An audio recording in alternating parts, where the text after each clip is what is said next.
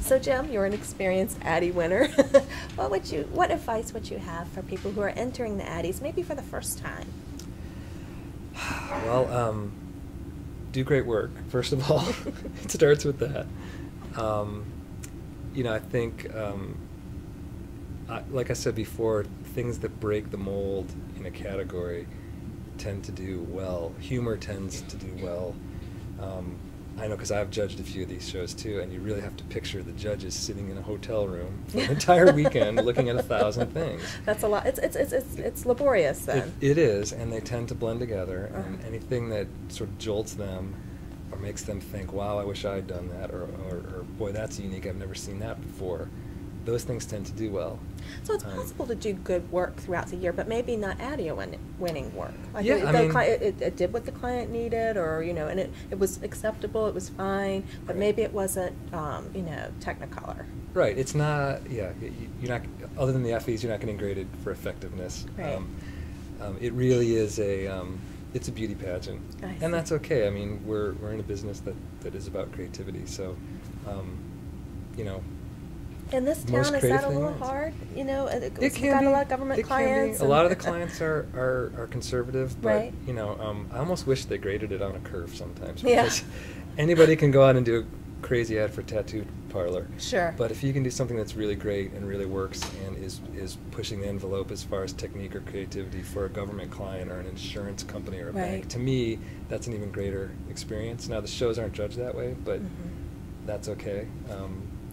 If you're not getting that in your day-to-day work, well, go out and get a freelance project. I mean, we've done things where we've worked with Washington Improv Theater or things like that, where you get a little more freedom and you really get to kind of flex your muscles. But if you're given that opportunity, you better nail it out of the park.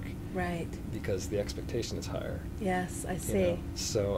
And what about this pro bono aspect of it? Does that give you also a little bit, maybe freer reign to be creative or try something different? It definitely does, but it also puts some constraints on you that you're not going to have the budget. Oh, the budget. You're not going. You may have to deal with some realities that make things a little more difficult. With our Women's Foundation, it required us to find willing partners who would collaborate for nothing. We were lucky, but that won't always happen. So sometimes it kind of cuts both ways. But if it's something you're passionate about, you're going to pour your effort into, why not? Okay, so say I've entered the ADDYs, and this year I didn't win. What would your counsel be to someone like that? Work harder next year. Work harder Don't next year. settle. Okay. I'll say one other thing, a little known. It in some ways it's a numbers game. Okay.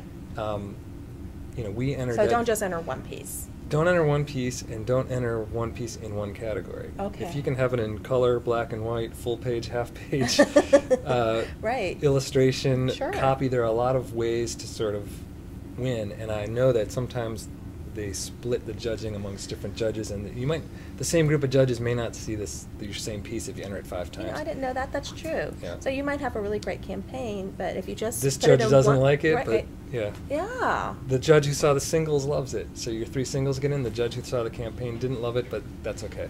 Wow, that's a really good tip. Yeah, and sometimes it ups your total. Good to know. Any other parting words? Good luck, everybody. I don't know what else to say. Thank you so much for talking Thank to us you. about the ADDYs.